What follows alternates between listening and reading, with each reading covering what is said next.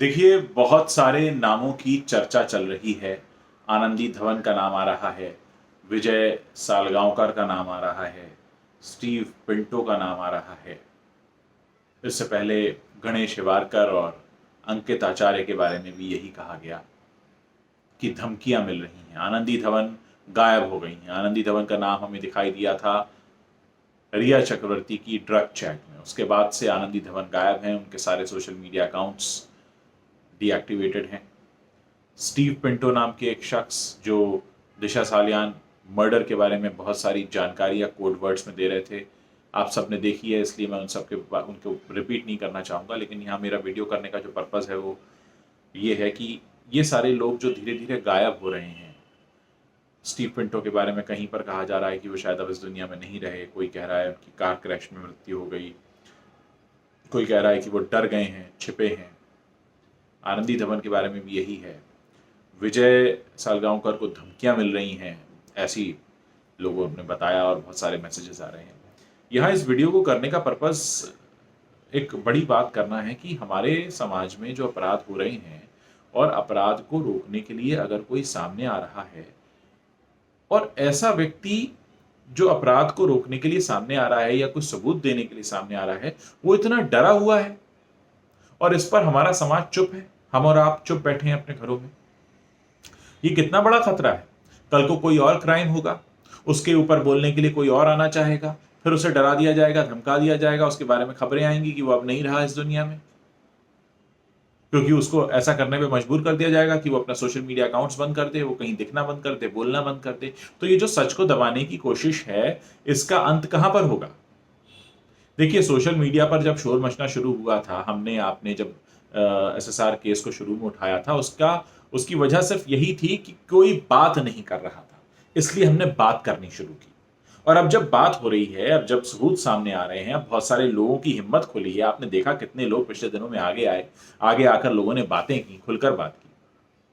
तो फिर जो ये हिम्मत तोड़ने की कोशिश हो रही है, इसको हम कब तक बर्दाश्त करेंगे? क्या हम में से कोई उन्हें रीच आउट नहीं कर सकता?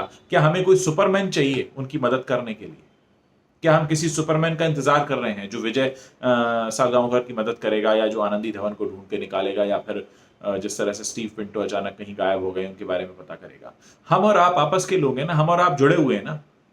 हमारे आपके ही किसी बीच के किसी शहर में वो रह रहे होंगे ना ये लोग। क्यों नहीं हम उन्हें इतना भरोसा दिलाकर सबके सामने लाते हैं जिससे कि अपराध की जांच करने में मदद मिले? हो सकता है आपके पड़ोस में रहती हो आनंदी धवन, हो सकता है आपके पीछे वाली गली में हो स्टीव पिंटो, हो सकता है आपके शहर में ही रहते हो विजय सालगांवकर। तो क्यों इतना डर है? और अगर डर है तो क्या यह हमारी जिम्मेदारी नहीं है उन लोगों का डर दूर करना? उनसे यह कहना, उनके हाथ में हाथ डालकर कि हम साथ हैं, आप डरिए मत, घबराइए मत, आप अकेले नहीं हैं। अगर आप सच के लिए लड़ रहे हैं तो हम आपके साथ खड़े हैं। अगर आपके पास कोई सबूत है तो आप दिखाइए और जोर से बोलिए। चोर के खिलाफ तो शोर जोर से मचाना चाहिए।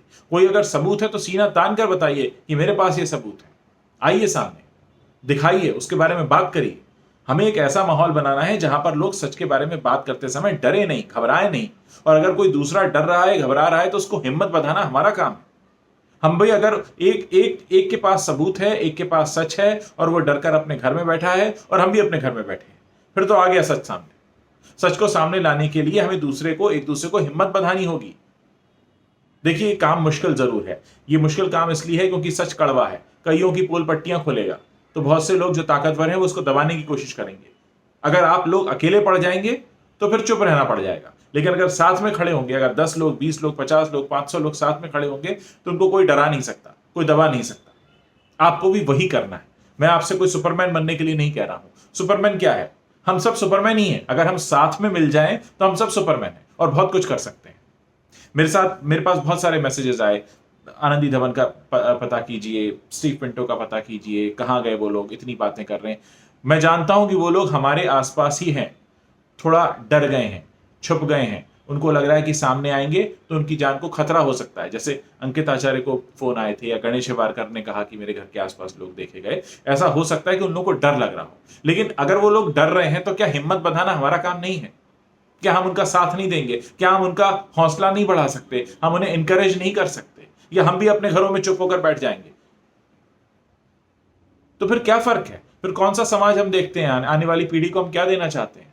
अगर हमें वाकई कुछ बदलाव चाहिए, कुछ नया देना है, एक ऐसा मिसाल खड़ी करनी है, तो हमें जोर से आवाज उठानी होगी और बताना होगा कि नहीं, हमारे जो साथी हैं वो सच बोल रहे हैं, और अगर सच बोलने वाले के लिए कोई कुछ करेगा तो हम साथ में खड़े हैं। और मैं किसी एक आदमी से नहीं कह रहा, मैं आप सब लोगों से कह रहा हूं, सब एक साथ खड़े होइए।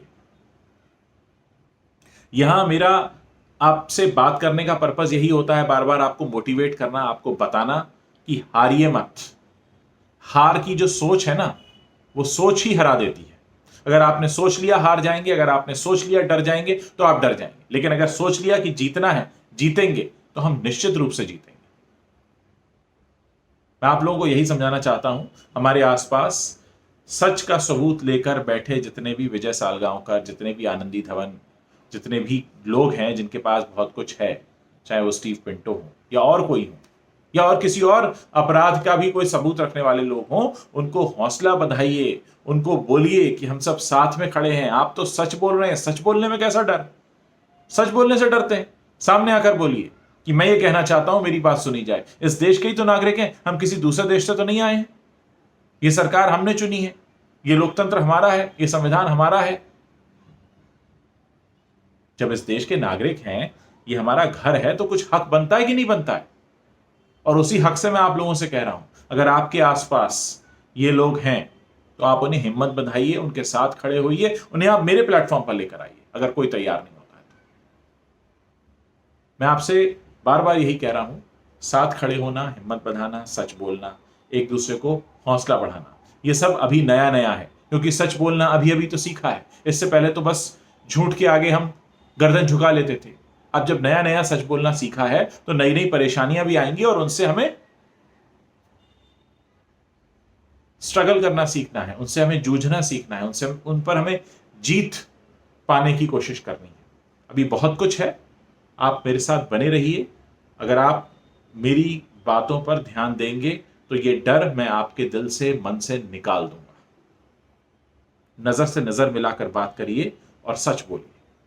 आपको कोई ना हरा सकता है, ना डरा सकता है, और ना आपका कोई कुछ बिगाड़ सकता है, क्योंकि ये दुनिया सच की सत्ता पर आधारित है, ये याद रखिएगा।